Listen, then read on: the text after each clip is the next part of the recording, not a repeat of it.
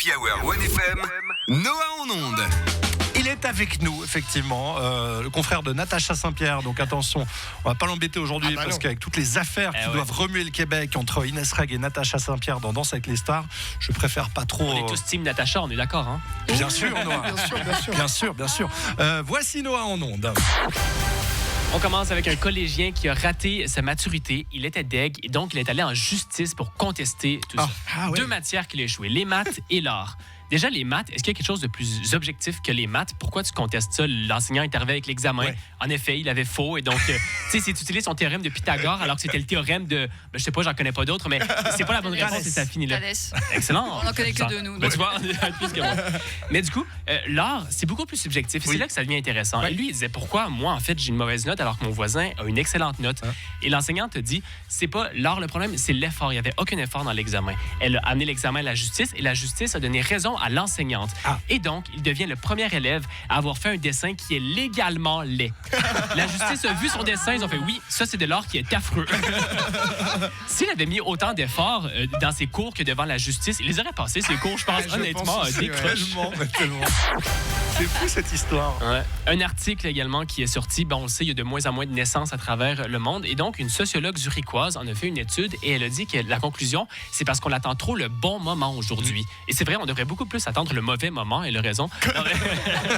Mais je comprends ce qu'elle veut dire. On attend le job parfait, le partenaire parfait, l'appart parfait, et ça arrive jamais ce moment-là. Autant que je comprends le reste. La position parfaite également. Ouais, c'est bien dit. Tu as des conseils? Non, pas de conseils. Mais autant je comprends ce qu'il dit. Le partenaire parfait, j'ai l'impression que c'est pas du luxe, attendre le partenaire parfait. Après, peut-être que je suis un éternel romantique, mais j'aimerais ça avoir quelques atomes crochus avec la mère de mes enfants. Le patin, le Scrabble, je sais pas, mais tu sais, quelques atomes crochus. Et le pire dans cet article, c'est qu'elle a 48 ans et elle dit que le meilleur moment pour avoir un enfant, c'est durant les études ou en début de formation. Hein? Quoi? Mais je pense que tout le monde a la même... Genre, pourquoi elle est sociologue et elle sait ça, tu vois? Moi, tous les étudiants que je connaisse, ils habitent soit chez leurs parents, soit en coloc étudiante. Et on le sait tous, est-ce qu'il y a un meilleur environnement qu'une coloc étudiante pour élever un enfant? Je pense pas. Il y a des gens qui devraient garder leur opinion pour eux, je crois.